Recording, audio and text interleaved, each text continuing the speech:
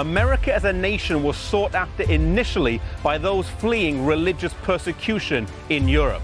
Yet upon arriving in the New World, many people slipped into religious lethargy as the pressures and opportunities of the New World enveloped their lives. In the 1700s and 1800s, two revivals would take place, known as the Great Awakening.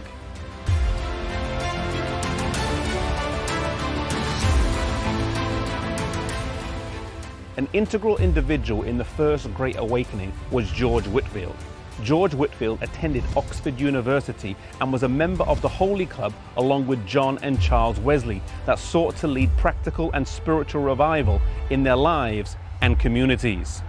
Upon graduating, he didn't settle in a church, but became a popular outdoor itinerant preacher and traveled to America 8 times during his life. He died here in America and is buried here in this church in Newburyport, Massachusetts.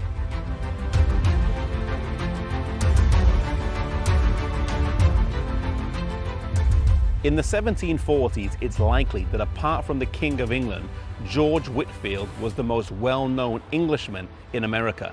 His captivating sermons thrilled large audiences all up and down the eastern seaboard and led to a revival amongst all denominations, in particular the Baptists. He is the first preacher who preached to the enslaved in the South, and this Great Awakening was the first time that African Americans had embraced Christianity in large numbers.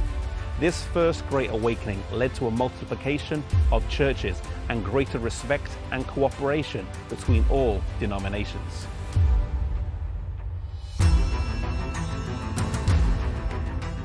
Some say that this period had an impact on the changes America was soon to undergo. Some scholars argued that the evangelical movement of the 1740s played a key role in the development of democratic thought, as well as the belief in the free press and that information should be shared unbiased and uncontrolled. The American War of Independence and the Declaration of Independence would happen a few decades later. The Second Great Awakening began around 1800 and continued until the 1830s.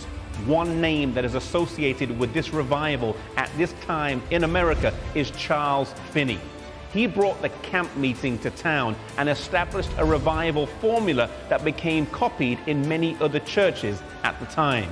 This included praying for people in public by name, allowing women to testify and pray in public to mixed audiences, appointing a pew at the front of the church as the anxious bench, having a room where you could meet and pray with people, and the meetings would be protracted over several weeks in town.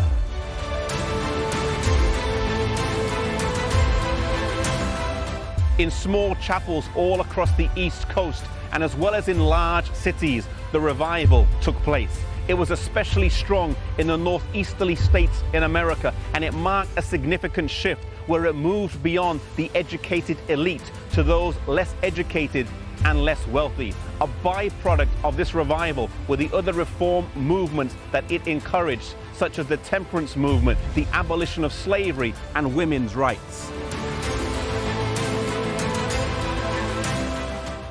Structures were being broken down, and the gospel was spreading. God was using the ordained clergy and laymen alike to share the message and bring revival. This would pave the way for people to accept the messages that humble, often unlearned men and women would share in the years ahead. God has never been restricted academically, structurally, or by social class. He has used, and he will continue to use, humble servants to preach his message. Another revival will come to this world before the return of Jesus, a revival such as this world has never seen before, and God is looking for people, men and women, young and old, who will be willing to be used by him.